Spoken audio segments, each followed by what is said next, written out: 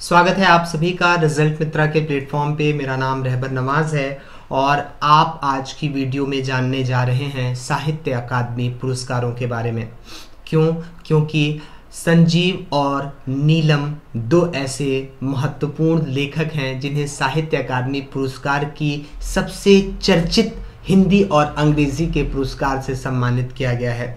तो जानिए आखिर क्या है ये साहित्य अकादमी पुरस्कार, कैसे प्रदान किया जाता है, किन किन भाषाओं के लिए यह अवार्ड दिया जाता है और कौन देता है। चर्चा में इसलिए है कि 2023 के लिए साहित्य अकादमी पुरस्कारों की घोषणा कर दी गई है, जिसमें 24 भाषाओं के लेखकों और कवियों तथा उपन्यासकारों को यह पुरस्कार प्रदान किया जाएगा। सिलेबस से कैसे जुड़ा हुआ है, तो प्रारंभिक परीक्षा में तो डायरेक्ट पुरस्कारों से संबंधित प्रश्न आते रहते हैं। इसके साथ ही साथ निबंध में भी साहित्य और समाज से संबंधित पिछले वर्षों में कई बार यूपी पीसीएस वगैरह का तो प्रमुख मुद्दा रहता है। इसमें मुख्य परीक्षा के निबंध में देखेंगे आप यूपी पीसीएस के कि आपको ये मिलेगा, ज़रूर मिलेगा, साहित्य से संबंधित एस्से मिलेंगे आपको। तो वहाँ भी आप जोड़ सकते हैं कि भारत में साहित्य को पोषित करने के लिए, उसे और प्रोत्साहित करने के लिए नेशनल स्तर पर साहित्य अकादमी पुरस्कार प्रदान किया जाता है। बिटवीन द लाइन प्रोसेस क्या है साहित्य अकादमी पुरस्कार? तो यह साहित्य अकादमी द्वारा दिया जाने वाला एक सर्वोच्च साहित्यिक सम्मान है भारत में, जो साहित्य अकादमी के द्वारा प्रदान किया जाता है। प्रतिवर्ष भारत की संविधान में जो अनुसूचियां हैं 12, उनमें अनुसूची 8 है जिसमें 22 भाषाओं का उल्लेख है। तो इन 22 भाषाओं को तो प्रदान किया ही जाता है। इसके साथ ही साथ राजस्थानी और अंग्रेजी भाषा में भी रचित रचनाओं को साहित्य अकादमी पुरस्कार दिया जाता है। अर्थात राजस्थानी और अंग्रेजी भाषा अनुसूची 8 में सम्मिलित नहीं है। यह भी एक फैक्ट आपको यहां से मिल गया। तो कभी ऑप्शन में आए कि 8वीं अनुसूची में अंग्रेजी और राजस्थानी भी शामिल है, तो आप क्या कहेंगे? नहीं शामिल है। ठीक है। पहली बार इस पुरस्कार की घोषणा 1955 में की गई थी, क्योंकि साहित्य अकादमी संस्था की स्थापना 1954 में हुई थी। प्रारंभ में 1955 में जब यह पुरस्कार प्रारंभ हुआ था, तब 5,000 की पुरस्कार राशि प्रदान की जाती थी, जो वर्तमान में 1 लाख रुपए तक पहुंच चुकी है। इसके साथ ही हिंदी भाषा में साहित्य लिखी हुई एक ताम्र फलक तथा साहित्य लिखा होता है, यहाँ देखिए, और एक शॉल प्रदान की जाती है। ठीक है।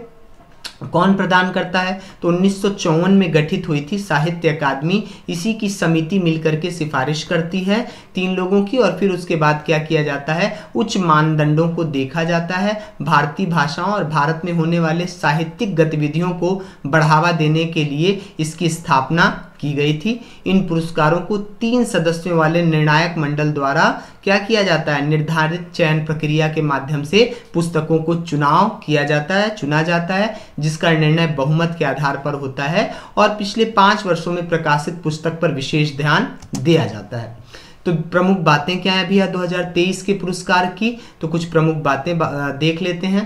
भारतीय संविधान की अनुसूची 8 में वर्णित 22 भाषाओं के साथ ही 2 अन्य भाषाएं राजस्थानी और अंग्रेजी के लिए भी यह पुरस्कार दी जाती है। और 2023 में 9 कविता संग्रह, 6 उपन्यास, 5 कहानी संग्रह, 3 निबंध और 1 आलोचना पर आधारित पुस्तकों को यह पुरस्कार प्रदान करने की घोषणा की गई है।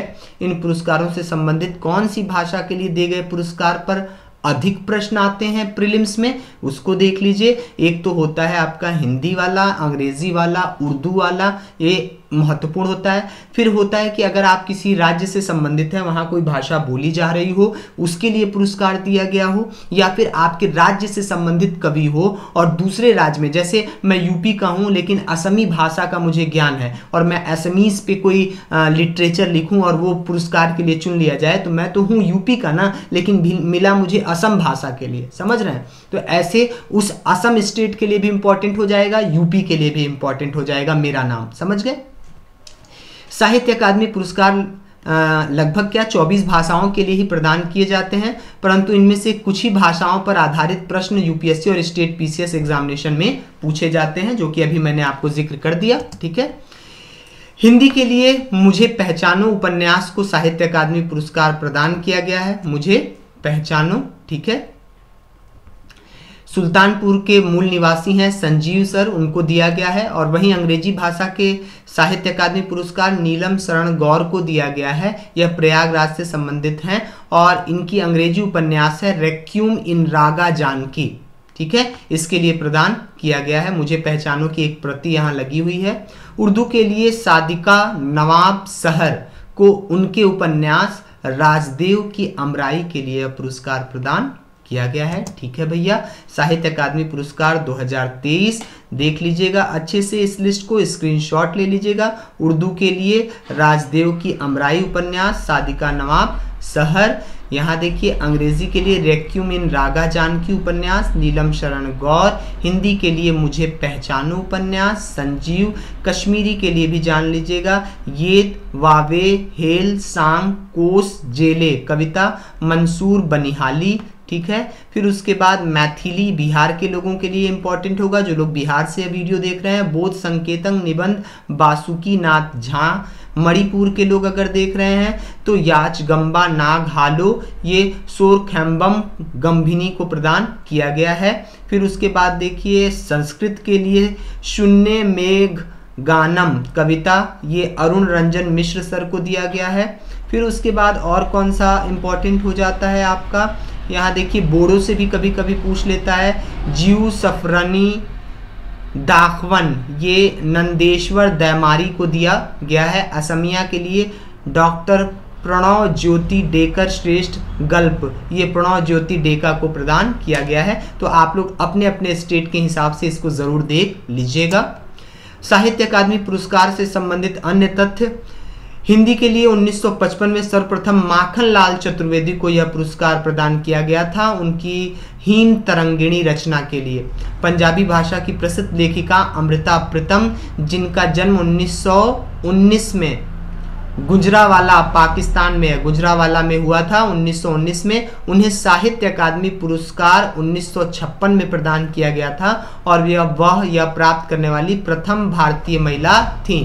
उर्दू के लिए सबसे पहले साहित्य अकादमी पुरस्कार जफर हुसैन खान को उनकी निबंध रचना माल और मसीयत के लिए प्रदान किया गया था। ठीक है, वर्तमान में कौन है साहित्य अकादमी के अध्यक्ष, इससे भी प्रश्न आ जाता है भैया, तो माधव कौशिक सर हैं। साहित्य अकादमी के पहले अध्यक्ष कौन थे, तो पंडित जवाहरलाल नेहरू थे। 1984 के बाद राधाकृष्णन साहब बन गए थे, लेकिन जब तक ये जीवित थे यही इसके अध्यक्ष थे पहले। ठीक है, तो आज के इस वीडियो में इतना ही। उम्मीद है फैक्चुअल नॉलेज के साथ साथ कॉन्सेप्ट को जोड़ा गया है और यह वीडियो आपको बहुत पसंद आई होगी। कमेंट बॉक्स में जरूर बताइएगा मुझे। मिलते हैं नेक्स्ट किसी क्लास में, तब तक के लिए देखते रहिए रिजल्ट मित्रा। अब तक इसके ऐप को आपने डाउनलोड नहीं किया है तो प्ले स्टोर से कर सकते हैं, वहां भी मेरी वीडियो आपको मिल जाएगी आसानी से। जय हिंद।